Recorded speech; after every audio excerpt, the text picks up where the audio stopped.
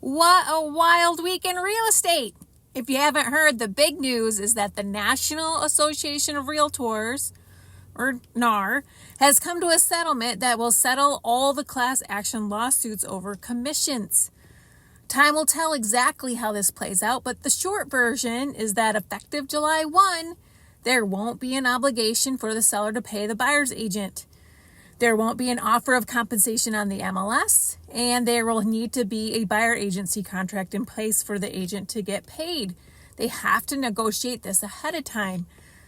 If any of the commission will be paid by the seller, that gets negotiated while making the offer. Well, this is very interesting, and I'm curious to see how this actually ends up having an impact in practice.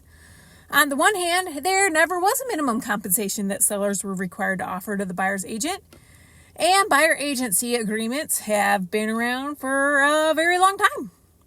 But I think that what might come of this is more clarity for both the agent and their client on how much compensation will be. Now, I wouldn't be surprised if compensation for agents does end up coming down a bit, which I believe that it should if risk also comes down. Because right now, I can go out showing houses with the same buyer every weekend, and if the house that they happen to get has something that the seller's not offering much compensation, well, that's a lot of risk to me.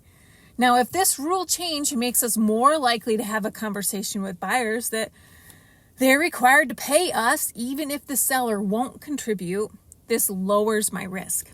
Now, the group of people that I worry about the most in this new world are the first-time home buyers. They're already struggling to put together money for their down payment, lender fees.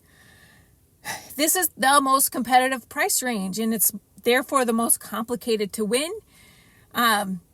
There's just a lot of things to it, and so now people might feel like they can't afford a professional to guide them through these challenging waters.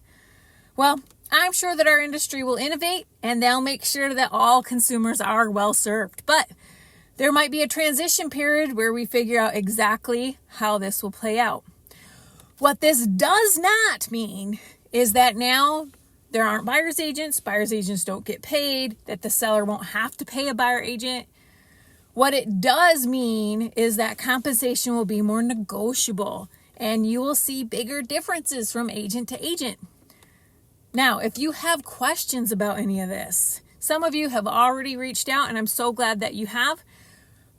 Anytime, call me, Julie Gravengood, Julie GR team of Clarity Realty.